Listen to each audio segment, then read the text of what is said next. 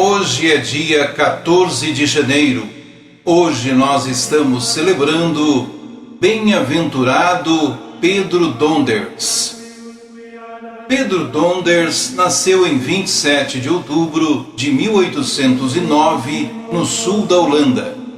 Seus pais, Arnoldo e Petronila, tiveram 2 filhos que sobreviveram à mortalidade infantil da época. Pedro era o mais velho e muito doente. Martino era o caçula e deficiente. Pedro tinha 6 anos de idade quando sua mãe morreu e, diante dessa circunstância, precisou deixar os estudos para ajudar seu pai, já muito idoso, na renda familiar. Depois, por causa da sua saúde frágil, não foi aceito no serviço militar, mas sua vocação era o sacerdócio. Também devido à sua condição física, escassa capacidade intelectual e pobreza material, não permitiam que seguisse o seu chamado. Entretanto, Pedro insistia com seu pároco que o ajudava, até que conseguiu que o recebessem no seminário, mais como empregado do que como noviço.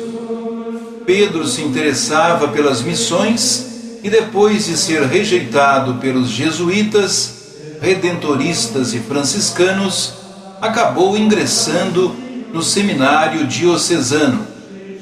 No ano de 1839, o seminário foi visitado pelo prefeito apostólico do Suriname, Guiana Holandesa, buscando ajuda para seu território de missão, que estava numa situação muito crítica. Os seminaristas, apenas Pedro Donders se ofereceu.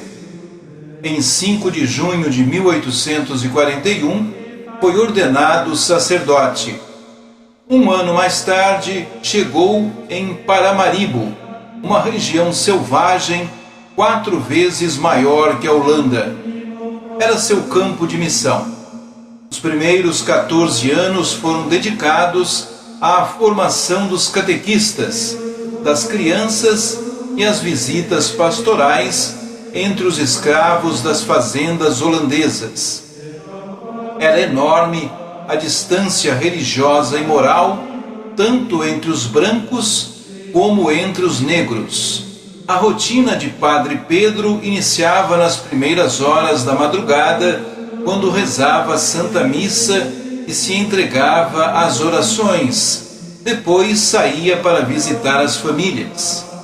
Em 1856, recebeu o encargo da Pastoral dos Enfermos, dedicando-se especialmente aos leprosos de Batávia, local oficial para os leprosos, onde existiam mais de 400 enfermos de ambos os sexos e com todos os tipos de lepra. Nesta tarefa, nenhum capelão resistia mais de 1 ano. Ele ficou quase 30, sempre à inteira disposição dos miseráveis. Não se contentava somente com palavras piedosas. Fazia de tudo, principalmente aos pacientes terminais. Suspendia os corpos para dar-lhes de beber e lavava com zelo aquilo que nenhum ser humano gostaria de ver: um corpo humano quase decomposto, mas vivo. Em 1865, chegaram os missionários redentoristas no Suriname, com a missão de continuar os trabalhos de evangelização. Os 4 holandeses, sacerdotes diocesanos, poderiam optar em voltar para a Holanda. 2 sacerdotes regressaram. Padre Pedro decidiu ficar e pediu seu ingresso na congregação do Santíssimo Redentor, professando os votos em 1867.